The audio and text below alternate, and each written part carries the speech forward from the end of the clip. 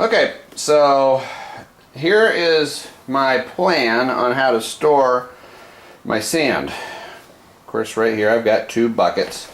One's just a normal salt bucket that we've all got sitting around. The other one's just a Lowe's bucket that I just bought.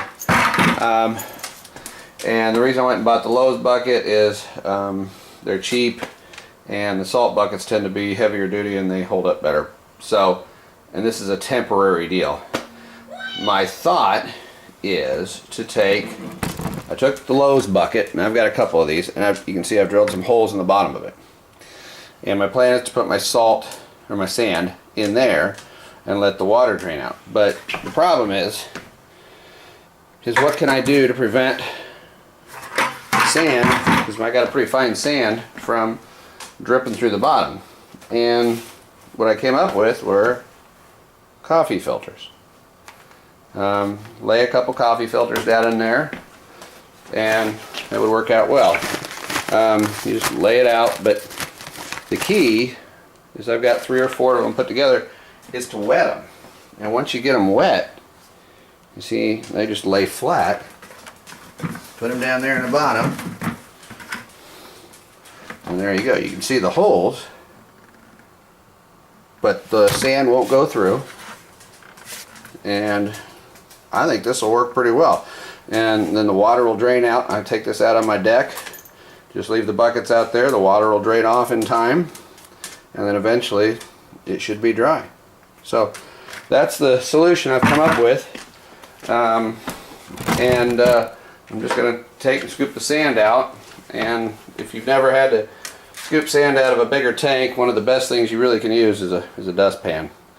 It just makes to me the quickest work of it.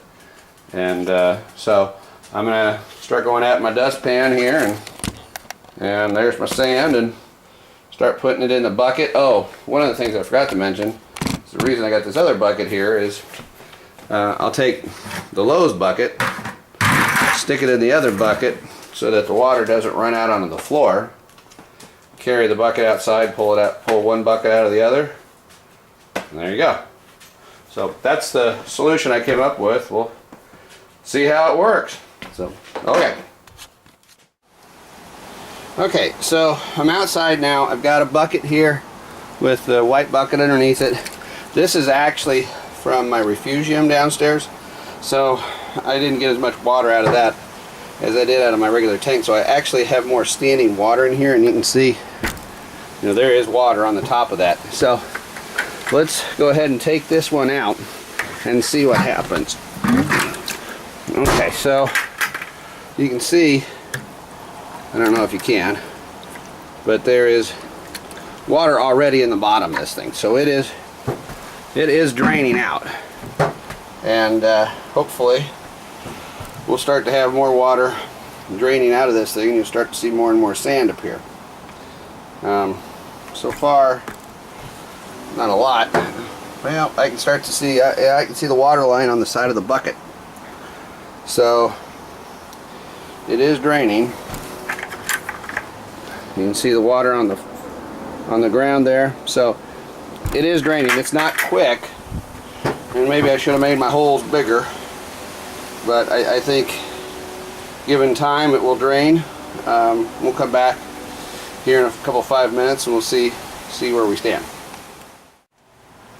Okay, it's been about 5 minutes, and you can start to see I got a little water still in there, but the sand's starting to come through. So the water is draining out. It's slow. The finer the sand, the longer this takes. The sand that I had in my display tank wasn't quite as fine as the sand I had in my refugium, so it's taking longer to drain out. But it is draining out, and so I would say by the morning it should probably pretty much be gone.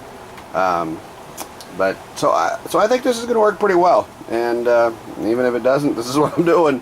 So we'll find out here in a year or so when I pop these things open and see what I got. So I guess that's going to wrap it up here on how I'm going about saving my sand. So if you got any questions or comments, please just write them underneath the video there, and I'll be sure to get back to you. So For now, this is J. Hawk Scott signing out.